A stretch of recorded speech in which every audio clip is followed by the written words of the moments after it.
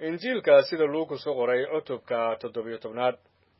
wuxuu hartiisii ku yidhi ma suurtoodo inaan xumaantu iman laakiin waa u hoog kan ay xumaantu ku timaado in qof yaryarkan midkood xumeeyo waxa uga roon in dhagaxshiid luqunta looga lalmiyo oo badda lagu tuuro iska dhowra walaalka hadduu dembaabo canaano hadduuna toobad keeno cafi hadduu 7 goor maalintii kugu dembaabo oo 7 goor kuu soo jeesto isagoo leh waa toobad keenay waa inaad cafido markaasay rasuuladii waxay rabbiga ku yidhaahdeen rumaysad noo kordhi rabbiguna wuxuu ku yidhi haddaad leedihiin rumaysad iniin khardal la'eg waxaad ku odhan lahayd geedkan sakumiin ruuq oo badda ku beeran wuuna idin adeeci lahaa laakiin sakiinee baa leh addoon dhulka jaraya ama adhi jiraya oo ku odhan doona goortuu beerta ka yimaado dhaqso u kaalay oo cunto fadhiiso laakiin miyaanu ku odhan doonin diyaari waxaan ku casheeyo oo gunto oo u adeeg intaan wax cunayo oo cabbayo kolkaa dabadeed ayaad wax cuni oo cabbi miyuu addoonkii u mahadnaqayaa waayo wuxuu sameeyey wixii la amray sidaas oo kale idinkuna goortaad samaysaan wixii laydinku amray oo dhan waxaad tidhaahdaan addoommo aan waxtar lahayn baanu nahay wixii aanu lahayn inaannu samayno ayaannu samaynay waxaa dhacay inta Yeruusaalem ku sii socdeen inuu Samaariya iyo Galiili dhex marayay oo goortuu tuuro galay waxaa la kulmay 10 nin oo baras leh oo meel fog ka istaagay markaasay codka kor u qaadeen iyagoo leh ciisow macallimow noo naxariiso goortuu arkay wuxuu ku yidhi taga oo istusa wadaadada oo waxaa dhacay intay sii socdeen inay daahirsameen midkood goortuu arkay inuu bogsaday ayuu soo jeestay oo cod weyn Ilaah ku amaanay oo wejigiisa ayuu cagihiisa ag dhigay oo u mahadnaqay wuxuuna ahaa reer Samaariya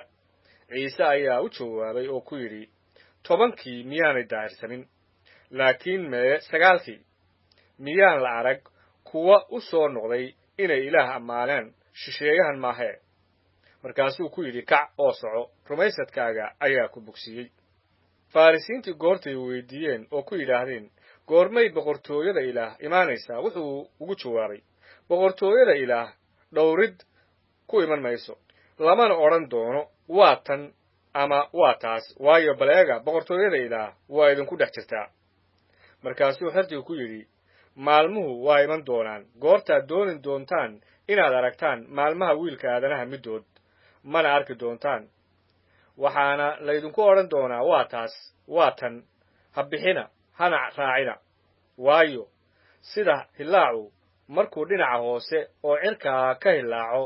oo ilaa dhinaca kale oo hoose oo cirka u ifiyo sidaas oo kale ayaa wiilka aadanuhu ahaan doonaa maalintiisa laakiin kolka hore waxay waajib ugu tahay inuu wax badan ku xanuunsado oo uu qarniganu diido isaga oo sidii waqtigii Nuux ahaa sidaas oo kale ayay noqon doontaa maalmaha wiilka aadanaha waxbay cuni jireen oo cabbi jireen wayna guursan jireen oo guur baa la siin jiray ilaa maalintii Nuux uu doonida galay oo daadkii yimi oo wada baabiyey sidaas oo kale ayay weliba ahayd maalmihii Luut waxbay cuni jireen oo cabbi jireen waxbayna iibsan jireen oo iibin jireen oo beeran jireen oo dhisan jireen laakiin maalintii Luut ka baxay Sodom ayay dab iyo baaruud cirka kaga soo daateen oo wada baabiyeen si lamida ayay noqon doontaa maalinta wiilka aadanuhu soo muuqdo maalintaas kii guriga fuushanu oo alaabtiisu guriga ku jirto yaanu u soo degin inuu soo qaato kii beerta joogaana sidaas oo kale yaanu dib u noqon naagtii Luut xasuusta kan doona inuu naftiisa badbaadiyo waa lumin doonaa laakiin kan lumiya ayaa badbaadin doona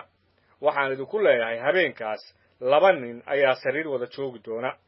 mid waa la qaadi doonaa kan kalena waa laga tegi doonaa waxaa jiri doona 2 naagood oo wax isla sheedi doona mid waa la qaadi doonaa tan kalena waa laga tegi doonaa waxaana beerta ku jiri doona 2 nin mid waa la qaadi doonaa kan kalena waa laga tegi doonaa markaasay u jawaabeen oo ku yidhaahdeen xaggee saydow wuxuuna ku yidhi meeshii bakhtigu yaal halkaas ayaa gorgorraduna isugu ururi doonaa